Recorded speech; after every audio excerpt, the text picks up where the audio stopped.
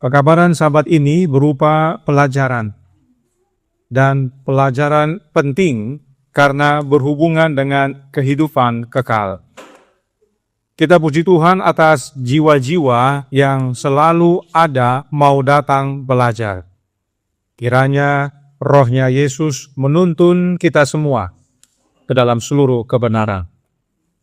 Mari kita buka ayat yang mayoritas umat Kristen hafal.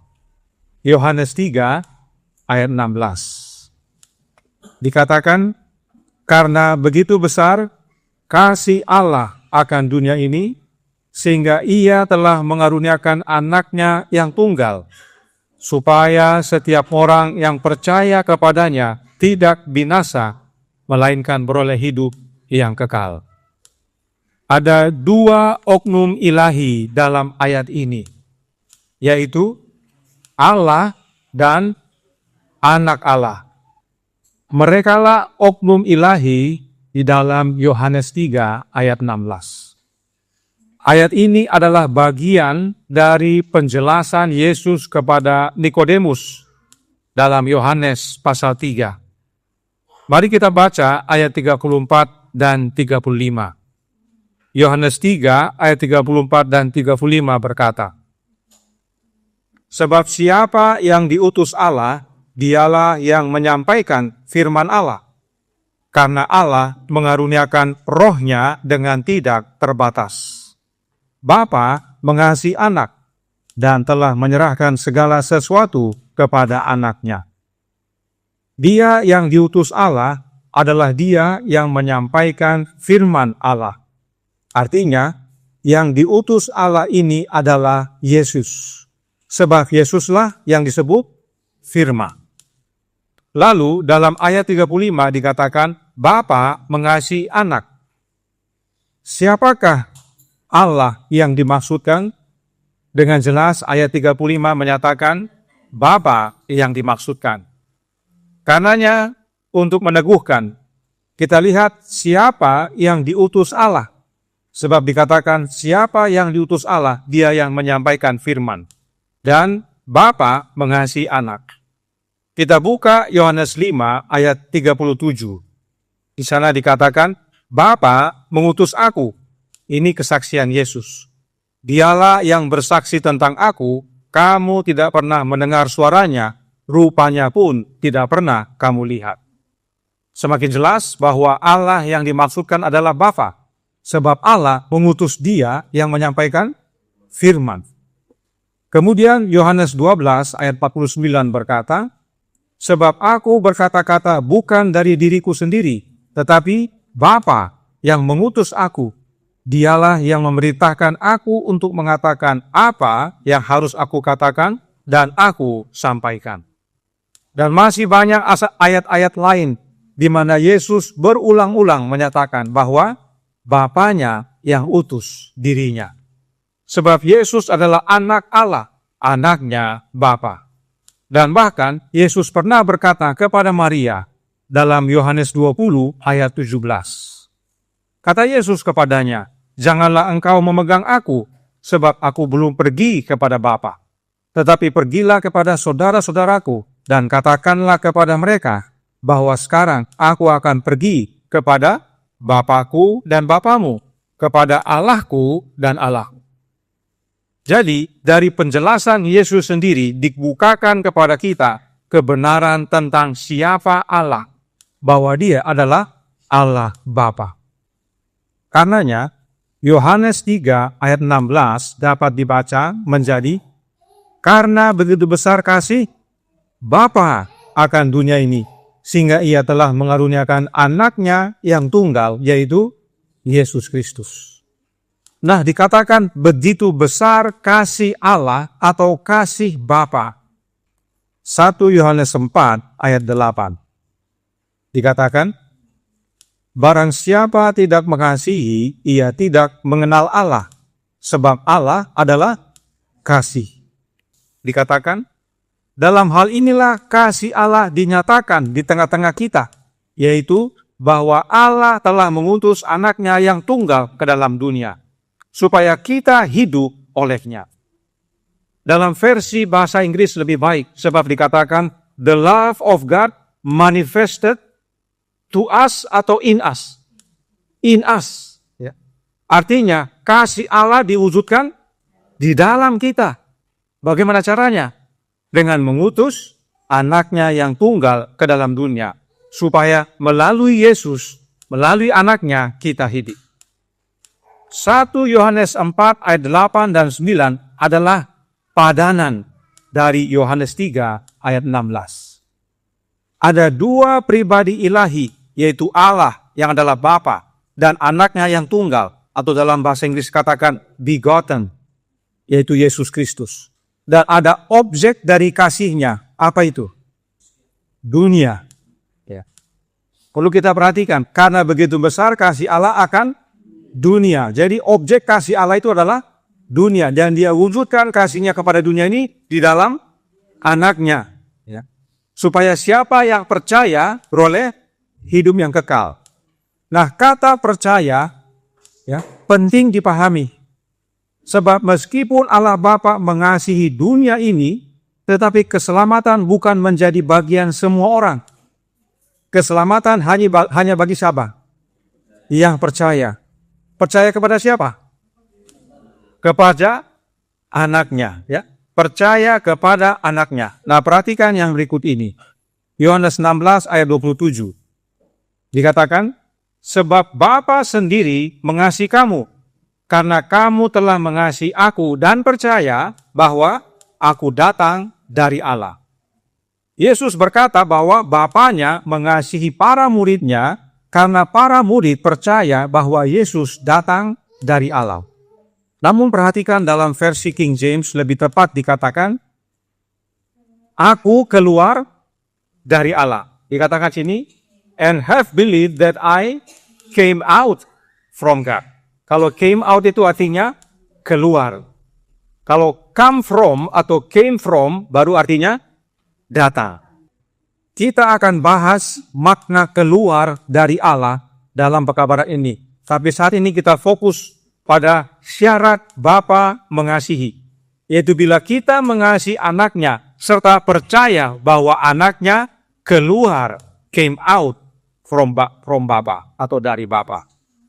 Nah sekarang, apakah Bapa juga mengasihi dengan kasih yang sama kepada orang-orang yang berikut ini? Ya, di sini jelas Bapa mengasihi karena para murid mengasihi anaknya dan percaya bahwa anaknya keluar dari Bapa. Nah sekarang orang yang berikutnya, Yohanes 5 ayat 18 berkata, sebab itu orang-orang Yahudi lebih berusaha lagi untuk membunuhnya, bukan saja karena ia meniadakan hari Sabat, tetapi juga karena ia mengatakan bahwa Allah adalah Bapanya sendiri, dan dengan demikian menyamakan dirinya dengan Allah.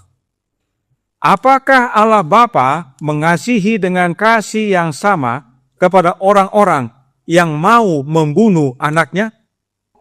Saya ulangi. Tadi Allah Bapa, Yesus bilang, mengasihi para murid sebab para murid mengasihi anak Allah dan percaya anak Allah keluar dari Allah. Nah, orang-orang ini tidak hanya tidak percaya, malah mau membunuh. Nah, apakah kasih Allah sama kepada para murid dengan orang-orang yang mau membunuh anaknya? Sama atau tidak? Tidak sama. Ini perlu kita pahami. Betul, Bapa begitu besar mengasihi dunia ini. Tetapi bagaimana tanggapan kita kepada kasih Allah itu menentukan penentuan perwujudan kasih Bapa kepada kita. Jadi saat dikatakan begitu besar kasih Allah akan dunia ini, maksudnya adalah kasih Allah Bapa adalah untuk seluruh dunia. Tetapi sambutan manusia akan kasih Allah itu menentukan pernyataan kasih Allah bagi setiap pribadi yang percaya. Jadi Bapa mengaruniakan kasih-Nya kepada semua. Tetapi bagaimana tanggapan kita kepada kasih itu yang menentukan. Dan kasih Allah itu diwujudkan oleh mengutus anaknya. Karenanya Allah Bapa karuniakan anaknya untuk dunia ini. Tetapi penentuan pernyataan kasih Allah kepada kita yaitu menerima hidup yang kekal, ditentukan apakah kita menerima anaknya atau tidak. Apakah kita percaya kepada anaknya atau tidak. Ini perlu dipahami karena banyak orang yang membuat kasih Allah itu bersifat umum dan tidak bersyarat. Karena dikatakan, karena begitu besar kasih Allah akan dunia ini. Oh, semua sama. Hati-hati kita, ada syarat untuk Bapa mengasihi kita. Memang Dia karuniakan, tapi untuk perwujudan pribadi setiap individu ada syaratnya. Contoh lain, Daniel 9 ayat 23. Dikatakan, ketika engkau mulai menyampaikan permohonan, keluarlah suatu firman, maka aku datang untuk memberitahukannya kepadamu, sebab engkau sangat dikasihi. Jadi camkanlah firman itu dan perhatikanlah penglihatan itu. Malaikat Gabriel datang kepada Daniel dan menyatakan bahwa Daniel sangat dikasihi, yaitu sangat dikasihi surga. Nah, apakah pernyataan sangat dikasihi tersebut berlaku bagi semua orang di Babel? Tentu tidak. Apakah berlaku bagi semua orang seluruh dunia? Tentu tidak. Sebab jika ya, maka tidak ada gunanya menyatakan kepada Daniel bahwa dia sangat dikasihi. Sebab toh semua juga sangat dikasihi. Tetapi tidak demikian. Oleh karena kepercayaan Daniel kepada Allah Bapa dan anaknya, maka Daniel disebut yang sangat dikasihi. Jadi benar Allah Bapa mengasihi dunia ini, tetapi penentuan perwujudan kasih Allah bersifat pribadi. Hanya mereka yang percaya kepada anaknya yang menerima perwujudan itu, yang adalah hidup yang kekal. Sebab melalui anaknya kita beroleh hidup yang kekal. Nah sekarang, anak yang bagaimana? Ya, kita sudah pelajari siapa Allah yang dimaksudkan. Kita sudah pelajari bagaimana kasih Allah itu. Kita sudah lihat apa yang dimaksudkan dengan perwujudan kasih Allah. Dan apa maksudnya dengan percaya. Sekarang kita lihat siapa anak itu. Sebab dikatakan barang siapa yang percaya kepadanya yang beroleh hidup yang kekal. Artinya kalau tidak percaya kepada anak Allah, tidak selamat. Karenanya penting kita tahu siapa anak Allah ini. Dan anak Allah yang mana yang perlu kita percayai. Kita kembali ke Yohanes 16 ayat 27 dan Yohanes 5 ayat 18. Dalam bahasa Indonesia dituliskan, aku datang dari Allah. Tapi dalam versi King James dikatakan, I came out from God. Yang artinya keluar dari Allah. Nah, mana yang benar? Aku datang atau aku keluar? Ya, bisa saja orang bertanya begitu. Mari kita buktikan dari apa yang firman Tuhan nyatakan dan juga berdasarkan kata aslinya. Nah, kata came out ini atau datang dalam bahasa Indonesia diterjemahkan dari kata Yunani exerhomai. Ada yang bilang exerchomai, memang tulisannya begitu. Tapi bacanya exerhomai. Nah, kata ini digunakan dalam ayat-ayat berikut ini sebagai contoh. Matius 8 ayat 32 sampai 34.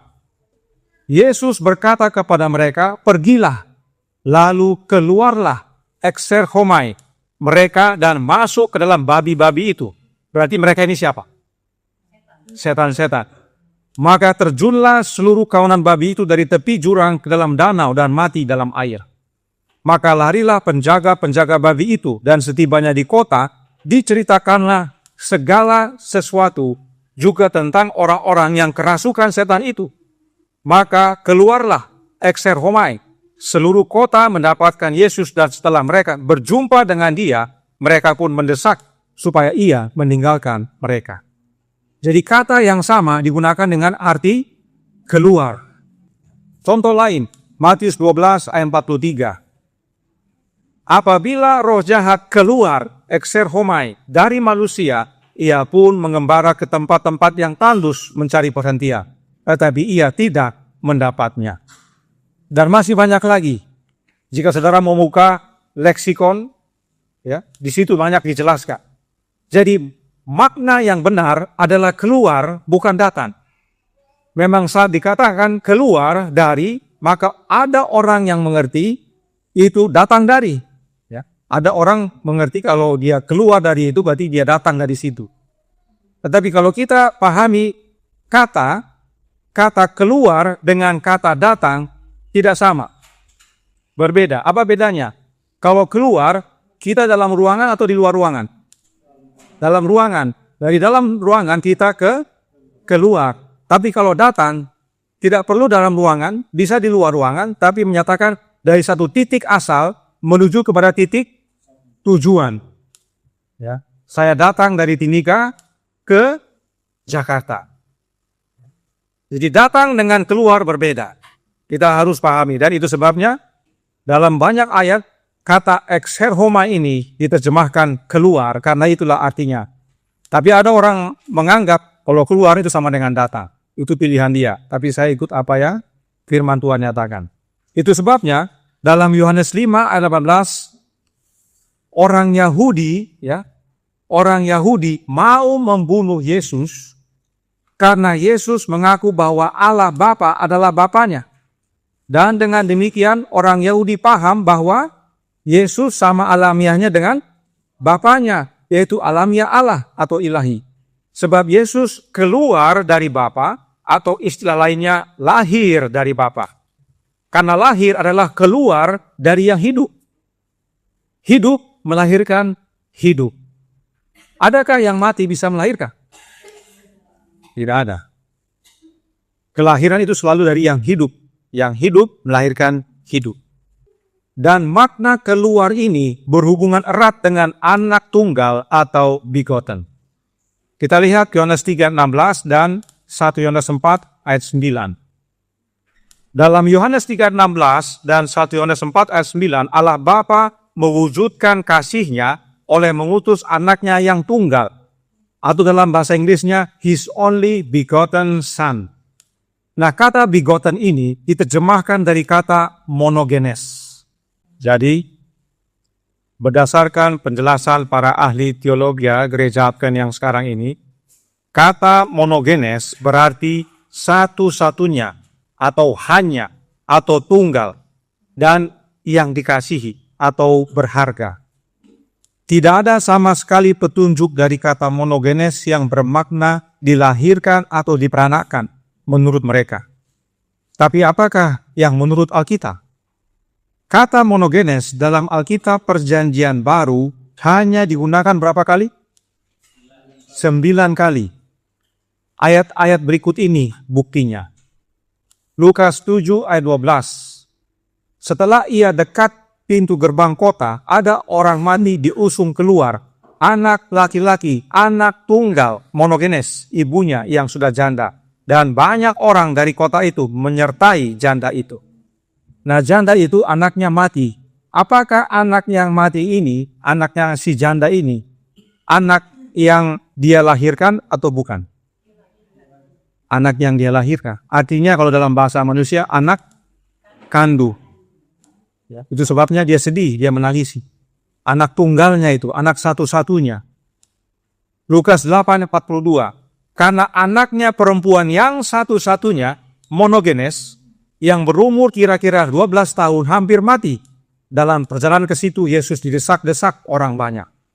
Dia meminta bantuan kepada Yesus supaya anaknya yang satu-satunya ini, apakah itu anak yang dilahirkan?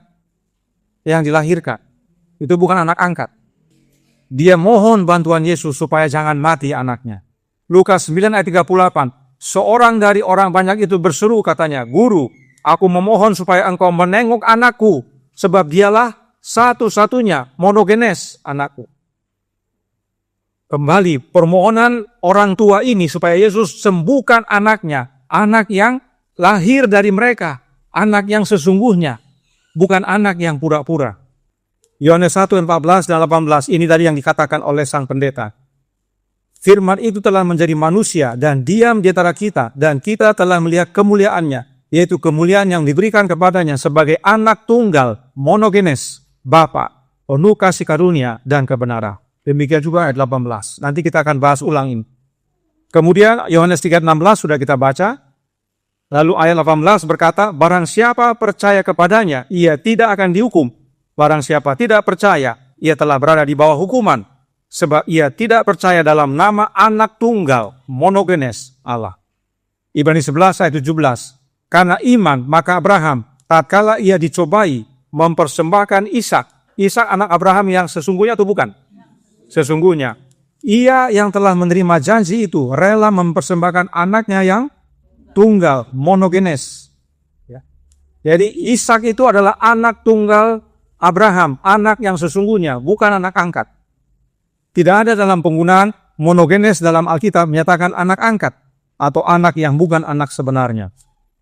Ayat 1 Yohanes 4 ayat 9. Dalam hal inilah kasih Allah dinyatakan di tengah-tengah kita, yaitu bahwa Allah telah mengutus anaknya yang tunggal, monogenes, ke dalam dunia, supaya kita hidup olehnya. Jadi saat disebut tunggal, itu artinya satu-satunya, hanya, betul memang hanya. Dan dari penggunaannya digunakan untuk anak yang sesungguhnya. Dari 9 ayat itu, kita lihat banyak contoh, kata monogenes digunakan untuk anak yang sesungguhnya. Tidak bisa kita katakan ini Alkitab, bahwa kata ini untuk yang sini anak sesungguhnya, untuk yang sini bukan anak sesungguhnya. Siapa kita yang menentukan firman Allah bahwa di sini artinya sesungguhnya, di sini artinya bukan sesungguhnya? Oke, di sini anak-anak tadi, anak janda tadi, anak sesungguhnya. Oke, ini anaknya kepala rumah ibadah, dia anak sesungguhnya. Tapi di sini anak Allah, bukan sesungguhnya. Padahal menggunakan kata monogenes yang sama. Nah, tadi ingat, sang pendeta menyatakan bahwa kata monogenes digunakan juga dalam terjemahan Septuaginta, yaitu padanannya. Septuaginta itu tertulis dalam bahasa Ibrani. Monogenes bahasa Yunani. Nah, menurut dia, ada bahasa Ibrani padanan dengan monogenes ini. Tertulis dalam Septuaginta, dan dia katakan, dia punya buku dan pasal, yaitu Mazmur 22 dan Mazmur 35. Kalau dengar tadi, sang penerjemah menerjemahkan salah, dia bilang Amsal tadi. Amsal 22 dengan 35. Mazmur sebenarnya, karena sang pendeta Clinton Wahlen mengatakan Psalms 22 and Psalms 35. Nah, kita baca ayatnya. Di dalam ayat 21, Mazmur 22 dan Mazmur 35 ayat 17. Ayatnya, sang penerjemah betul sebutkan, tapi bukunya salah. Dia sebut Amsal, harusnya Mazmur, tapi ayatnya betul yang dia sampaikan. Nah, baca yang kuning dulu. Mazmur 22 ayat 21, disitulah kata padanan daripada monogenes. Atau dikatakan tadi precious, ya, berharga. Lepaskanlah aku dari pedang dan nyawaku dari cengkraman anjing. Dalam bahasa Inggris disebutkan, my darling from the power of the dog. Ini maksudnya sang pendeta tadi, precious tadi ya, berharga. Ya, dalam Indonesian Modern Bible dikatakan milikku satu-satunya dari cengkraman anjing. Ayat 30, pasal 35 berkata, selamatkanlah jiwaku dari perusakan mereka, nyawaku dari singa-singa Buddha. Dalam bahasa Inggris tidak disebut nyawa. Nyawa dalam bahasa Inggris artinya apa? Bisa life, bisa spirit. Ya. Tapi tidak disebutkan my life atau my spirit, tapi my darling. Jadi kalau saudara buka Mazmur 35 ayat 17, dalam bahasa Inggris disebutkan my darling, bukan my life atau my spirit. Ya. Ini yang dia mau sampaikan kepada kita, bahwa monogenes tidak ada hubungannya dengan anak yang dilahirkan atau anak sesungguhnya. Nah, Mazmur 22 ayat 21 itu berbicara tentang Yesus, khususnya tentang kematiannya. Mari kita baca beberapa ayat dari Mazmur 22. Saya yakin kita semua familiar.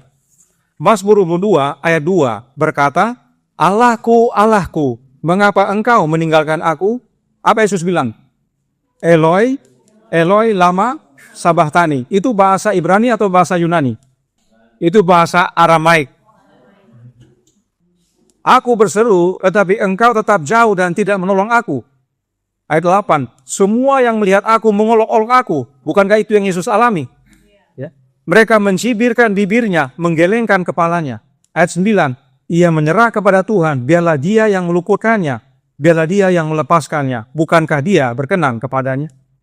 Ayat 19, Mereka membagi-bagi pakaianku di antara mereka, dan mereka membuang undi atas jubahku. Bukankah itu yang terjadi? Jadi Mazmur 22 berbicara tentang Yesus Kristus, nubuatan tentang Yesus dan kematiannya. Jadi saat dikatakan nyawaku, nyawa siapa itu? Nyawa Yesus. Kita kembali ke tabel tadi. Nyawa kekasih, my darling itu dimaksudkan adalah nyawa dari siapa? Anak Allah, Yesus Kristus. Yang hanya satu. Sebab anak Allah cuma satu. Nah, semua kata tunggal dalam ayat ini, termasuk kata nyawa atau darling, diterjemahkan dari kata yakid. Ini yang tidak disebut oleh sang pendeta. Kenapa tidak disebut? Nanti kita bahas. Mungkin waktu makan siang. Nanti tambah panjang. Tapi semua kata tunggal, nyawaku atau darling, ya, sebatang kara, lalu ini semua diterjemahkan dari satu kata yakid, ya, yang artinya tunggal. Dan kata yakid ini tertulis dalam Alkitab Perjanjian Lama hanya 12 kali. Inilah ayat-ayatnya yang saudara lihat. Monogenes tadi 9 kali, yakid 12 kali. Nah, apakah persamaan dari ayat-ayat ini yang menggunakan kata yakid? Apa persamaannya? Semua berbicara tentang anak. Coba perhatikan Kejadian 22 ayat 2. Ambillah anakmu yang tunggal itu yang engkau kasihi, yakni Ishak. Ingat tadi dalam buku Ibrani, Ishak dikatakan anak tunggal, monogenes. Di sini anak tunggal, yakid. Ya.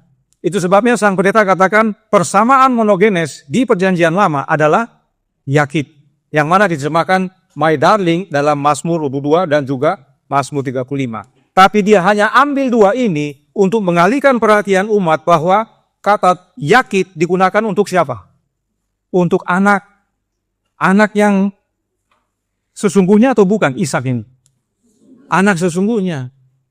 Kejadian 22:12. Dan engkau tidak segan-segan untuk menyerahkan anakmu yang yakid kepadaku. Tuhan katakan kepada Abraham. Ya, lalu hakim-hakim. Dialah anaknya yang tunggal. Anak yang yakid. Selain dari dia, tidak ada anaknya laki-laki atau perempuan. Jadi, seorang anak yang disampaikan dalam Perjanjian Lama yang menggunakan kata yakid adalah anak yang sesungguhnya. Bukan anak yang pura-pura jadi anak atau anak angkat. Bahkan kalau di sana dikatakan my darling, itu berbicara tentang anak Allah. Ini nubuatan tentang kematian Yesus. Jadi, 10 dari 12 ayat yang menyatakan kata yakid berbicara tentang anak. Hanya 2 ayat yang berbicara tentang nyawa atau my darling. Yang mana berbicara tentang anak Allah sebenarnya. Jadi kalau dilihat keseluruhan, semua berbicara tentang anak. Monogenes tentang anak satu-satunya, yakid berbicara tentang anak satu-satunya. Dan memang betul ini padanannya. Tapi dia tidak ungkapkan semuanya. Kalau diungkapkan semuanya, termasuk monogenes, umat akan melihat kenapa monogenes dan yakid semua digunakan mayoritas untuk anak. Dan anak yang sesungguhnya. Yang cuma satu semata wayang. Jadi meski yakid artinya satu-satunya, atau satu yang mutlak, tetapi penerapannya mayoritas menyatakan hubungan kasih. Anak yang kekasih, anak satu-satunya. Anak tunggal yang kekasih, kekasihku satu-satunya. Oleh karena itu, padanan untuk kata yakid dalam bahasa Yunani adalah monogenes. Itulah yang sang pendeta tadi sampaikan, tetapi dia tidak ungkapkan semuanya. Dia tidak sebutkan bahwa ada 12 penggunaan kata yakid dan semuanya tentang anak tunggal yang diperanakkan, anak yang dikasihi. Mohon maaf jika saya harus buka kedok Trinitas yang menipu. Banyak umat dan bahkan para pendeta yang mendengarnya. Jadi saudaraku dalam Tuhan, kata monogenes yang benar berarti satu-satunya dan digunakan untuk anak yang satu-satunya diperanakkan. Itu sebabnya anak tunggal, sebab hanya satu yang lahir. Kita buka lagi kedok Trinitas berikut ini. Yohanes 1 ayat 18 dikatakan, Tidak seorang pun yang pernah melihat Allah, tetapi anak tunggal Allah yang ada di pangkuan Bapa, dialah yang menyatakannya. Nah, tentang ayat ini, sang pendeta menjelaskan yang berikut ini. Yohanes 1 ayat 18, tidak ada seorang pun yang pernah melihat Allah, anak tunggal yang ada di pangkuan Bapa, dialah yang menyatakan dia. This uses another important Greek word. Ini juga menggunakan satu kata Greka yang penting. The only one from the Father. Satu-satunya dari Allah. The word in Greek is para. Kata Grekanya adalah para. It means from the side, from beside someone. Itu berarti dari sisi seseorang. Like they're standing one beside the other. Itu seperti ada dua orang berdiri bersama-sama. And God sends Jesus from his side to us Bapa mengutus Yesus dari sampingnya kepada manusia as his representative, sebagai perwakilannya. the mediator between God and his creation. Sebagai mediator antara Allah dengan ciptaannya. The same preposition para is used later of Jesus coming from the Father and of the Holy Spirit being sent by Jesus from the Father. Kata preposisi para itu juga digunakan kemudian ketika Yesus datang dari Bapa, Yohanes 16, 27, 28. The Spirit is also sent from the side of the Father Roh Kudus juga dikirim dari samping Bapa in Jesus' name. di dalam nama Yesus. Had John wanted to suggest some kind of begettal of the Son by the Father or begettal of the Spirit, he would have used a different Greek word. Kalau seandainya Yohanes ingin menyatakan bahwa Yesus itu diperanakan oleh Bapa atau Roh Kudus itu diperanakan atau dilahirkan dari Bapa, maka dia akan gunakan kata Greka yang lain. Not para, Bukan para, but ek, tetapi ek, which means out of. yang berarti keluar dari. And this is how John describes the new birth. Dan inilah bagaimana Yohanes menjelaskan tentang lahir kembali itu. That one is born of water and of the Spirit. Ketika seseorang itu dilahirkan dari, keluar dari air. When talking about birth, he uses a different preposition. Untuk bicara tentang kelahiran, maka Yohanes akan menggunakan preposisi yang berbeda. Jadi menurut sang pendeta, Roh Kudus itu dari sampingnya. Anak dari samping, Roh Kudus dari samping. Karena menggunakan kata para tadi. Dan apakah mengutus harus dari samping? Apakah saya tidak bisa mengutus saudara Jordi yang dulu itu? Saudara Jordi tolong keluar, bantu dulu orang itu. Bisa? Nah, bisa. Dia tidak perlu datang ke sini. Tolong pergi. Saya bisa mengutus, atau Bapak bisa mengutus dari mana saja orang itu berada. Tidak harus dari samping. Ini sedikit ya untuk kita berpikir. Supaya jangan kita termakan dengan kata samping tadi. Sampai-sampai dia bilang Roh Kudus juga dari samping. Mari kita pelajari. Karena seringkali umat dikelabui dengan bahasa-bahasa asing, Yunani. Para dan ek tadi ya. Ingat tadi ada kata para yang mana dari samping dengan ek yang artinya keluar dari. Dan dia akui kalau memang Yohanes mau menjelaskan Yesus lahir dari Bapa, bukan kata para, tapi kata apa? Ek. Karena ek artinya keluar dari. Kalau para dari samping. Nah di sini dalam bahasa Inggris dikatakan which is in the bosom of the Father. Nah menurut beliau kata of ini dalam bahasa aslinya from, yaitu para. Jadi harusnya berbunyi, pernah melihat Allah yang ada di pangkuan Bapa, yang lahir di pangkuan dada dari Bapa, ya, yang berada di pangkuan dada dari Bapa. Jadi of itu dari, ya, atau from. Tapi lebih cocoknya di ayat 14. Sebenarnya yang dia mau jelaskan itu ayat 14, tapi dia sebut ayat 18. Karena di dua-dua ini ada menggunakan kata of the Father. Tapi yang paling tepat adalah ayat 14. Pada waktu saya lihat leksikon, yang kata of dari kata from atau para itu di ayat 14, bukan ayat 18. Tapi tidak apa-apa, kita ikuti saja apa yang dia jelaskan. Jadi sang pendeta mau jelaskan kepada para pendeta yang hadir saat itu, ingat saat itu dia lagi mengajar para pendeta seluruh di wilayah barat. Iya, di Jogja, ya, bulan Juli. Nanti beberapa waktu kemudian di Bali untuk semua pendeta dari wilayah timur. Dia mau jelaskan kepada para peserta yang hadir bahwa Yesus itu bukan lahir dari Bapa, tetapi ada di samping Bapa. Karenanya Yesus diutus Bapa dari samping Bapa. Karenanya menurut sang pendeta, Yohanes 1 ayat 14 dan 18 tidak menyatakan bahwa Yesus lahir atau begotten dari Bapa. Tetapi sudah ada bersama Bapa dan berada di samping Bapa. Dan katanya, jika Yohanes hendak menyatakan bahwa Yesus keluar dari Bapa, maka bukan menggunakan kata para, tetapi kata ek, yang juga bermakna from, tapi keluar dari. Nah, apakah Yohanes ada gunakan kata ek tersebut itu untuk Yesus?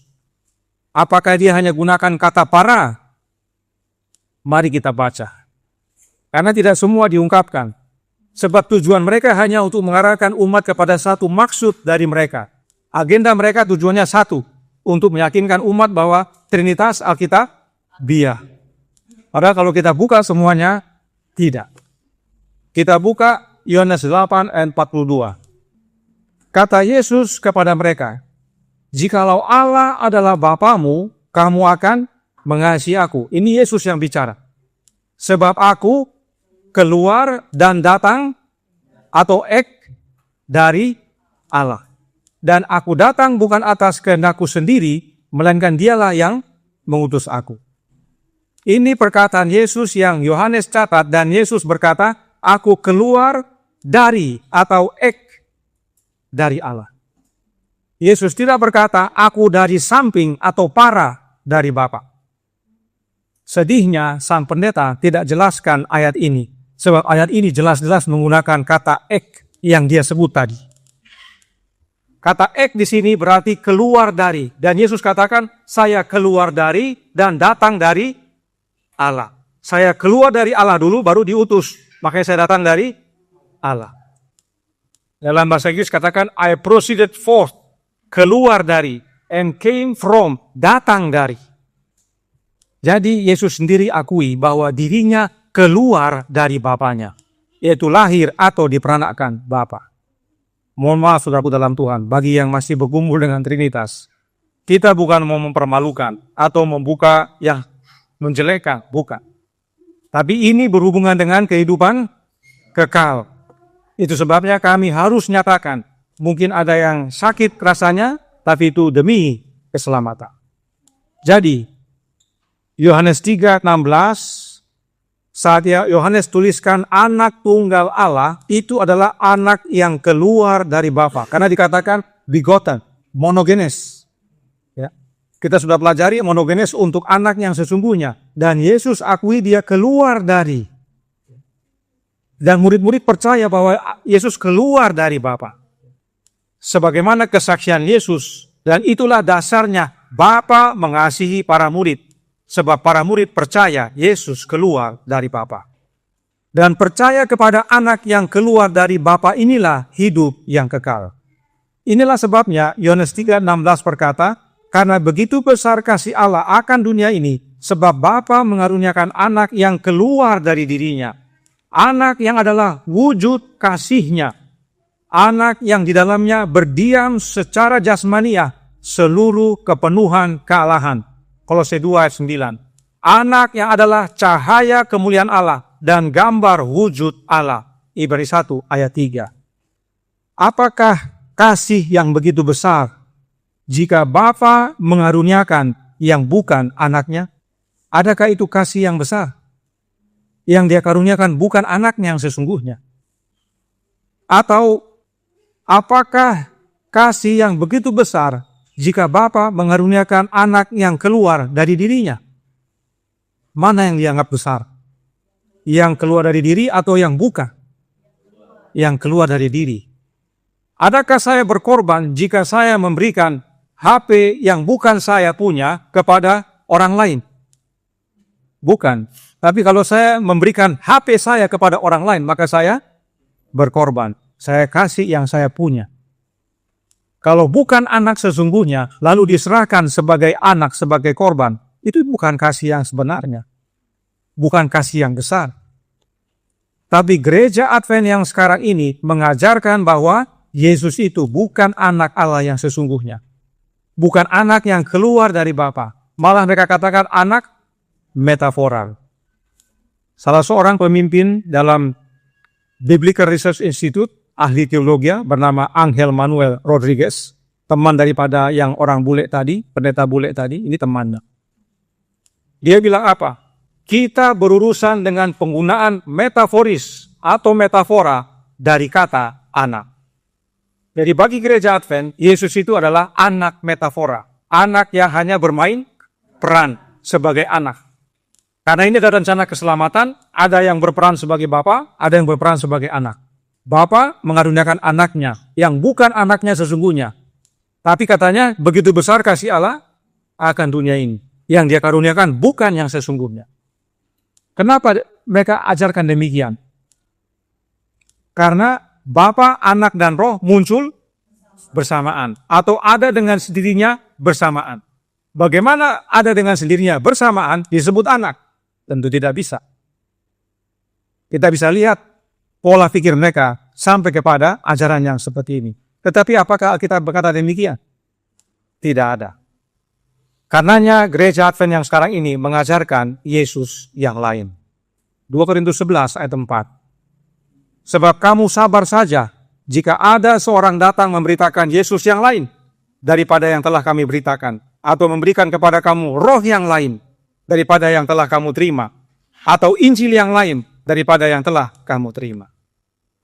Karenanya saudaraku dalam Tuhan, Petrus berkata dalam 2 Petrus 3 ayat 9, Tuhan tidak lalai mendapati janjinya, sekalipun ada orang yang menganggapnya sebagai kelalaian, tetapi ia sabar terhadap kamu, supaya ia menghendaki supaya jangan ada yang binasa. Kadang kita berpikir, kapan Tuhan datang? Kalau boleh Tuhan segera datang. Ya. Banyak orang di dunia ini sudah merasakan kondisi yang semakin tidak menentu. Kalau boleh Tuhan datang segera. Tapi Tuhan tidak lalai, Dia mau datang segera. Tapi Dia masih sabar kepada kita terhadap kita punya kondisi. Kondisi kita ini akan binasa kalau kita salah percaya kepada anak yang mana kita percayai. Kalau salah anak, binasa. Tuhan masih kasih kesempatan supaya orang berbalik dan bertobat. Bertobat untuk apa? 1 Timotius 2 ayat 4. Yang menghendaki supaya semua orang diselamatkan dan memperoleh pengetahuan akan kebenaran. Siapa kebenaran? Yesus Kristus. Bapa menghendaki agar semua orang diselamatkan dan memperoleh pengetahuan akan kebenaran, yaitu akan Yesus. Tapi dalam versi King James lebih baik, makanya saya selalu menggunakan dan membandingkan. Dikatakan, who will have all men to be saved and to come unto the knowledge of the truth. Bapa menghendaki agar semua orang diselamatkan dan untuk datang kepada pengetahuan akan kebenaran.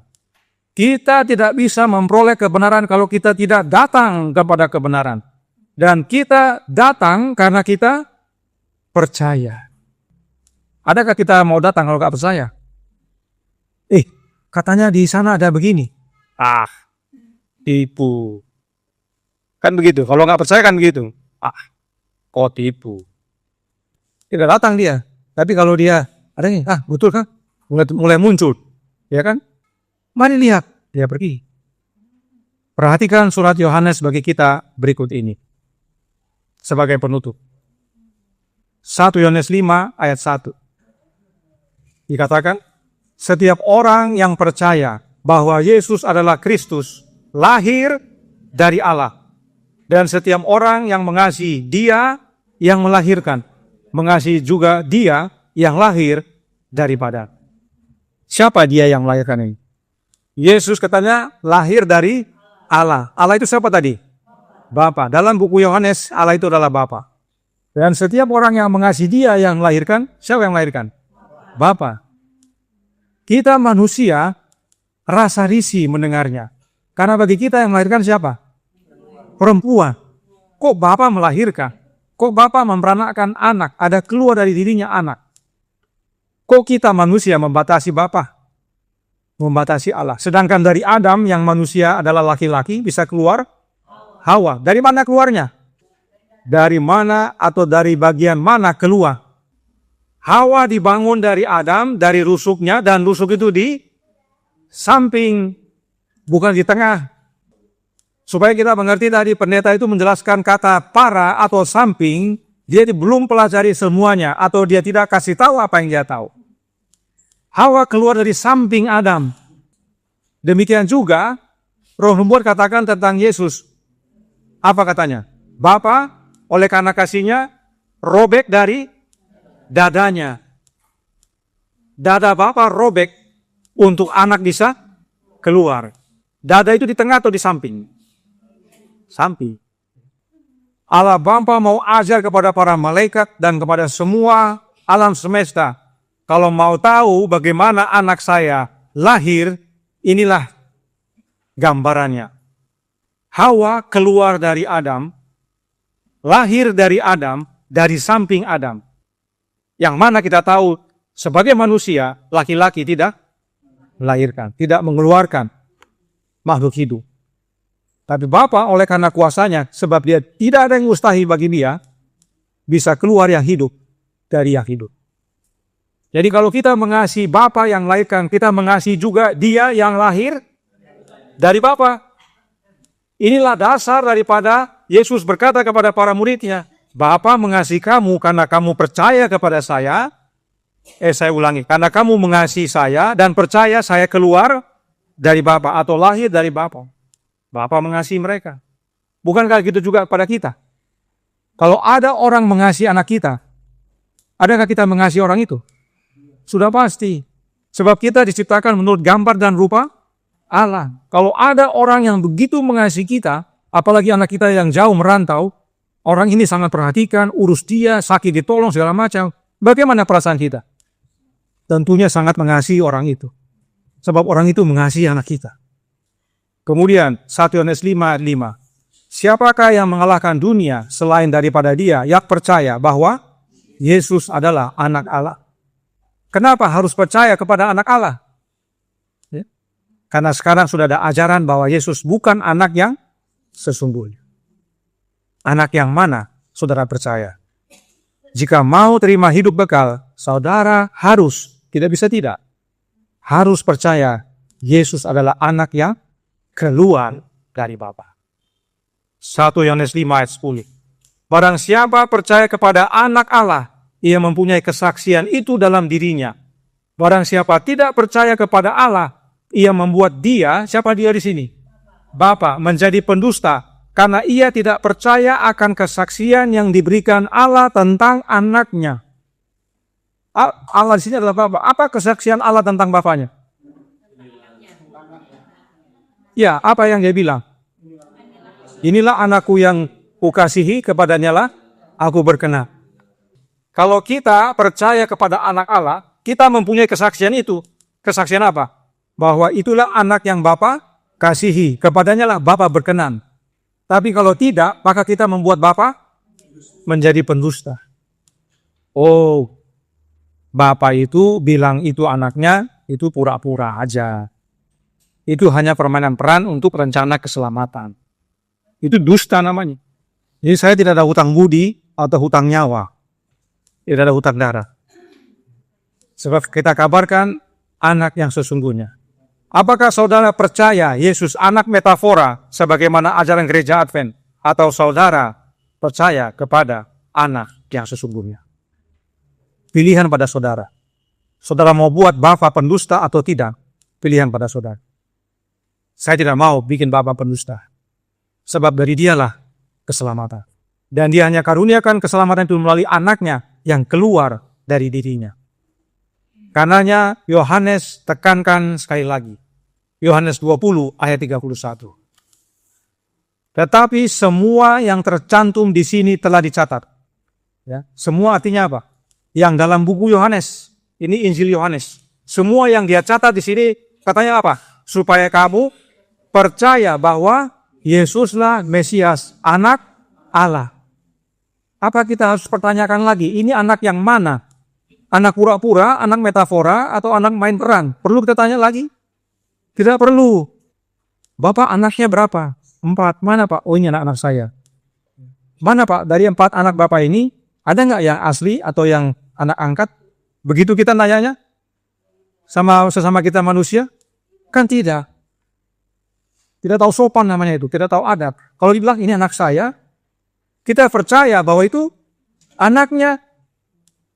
Belum lagi anak-anak itu adalah gambar wujud orang tuanya. Mirip. Tadi Paulus katakan, Yesus itu adalah gambar wujud Allah. Tapi kita pertanyakan, ini anak yang bagaimana? Kita gunakan segala macam bahasa Yunani dan Ibrani. Dan kita pilih-pilih ayatnya supaya mengarah kepada yang kita mau ajarkan. Padahal kalau dibuka semuanya, tidak demikian.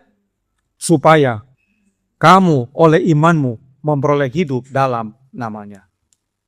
Yohanes ulangi, tekankan, catat, sampaikan supaya kita percaya kepada anak Allah. Sebab barang siapa percaya kepadanya, tidak binasa, melainkan boleh hidup yang kekal. Adalah doa kami. Kita semua percaya bahwa Yesus adalah anak Allah yang Bapa peranakkan. Sebab di dalam Yesuslah Allah Bapa karuniakan hidup yang kekal.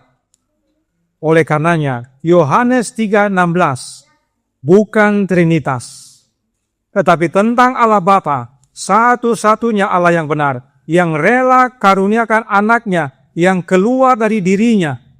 Dia serahkan kepada dunia ini, agar barang siapa yang percaya kepada anaknya, mengasihi anaknya, percaya bahwa anaknya itu keluar dari Bapa, maka Bapa berkenan kepada orang itu, mengasihi orang itu, dan mengaruniakan hidup yang kekal.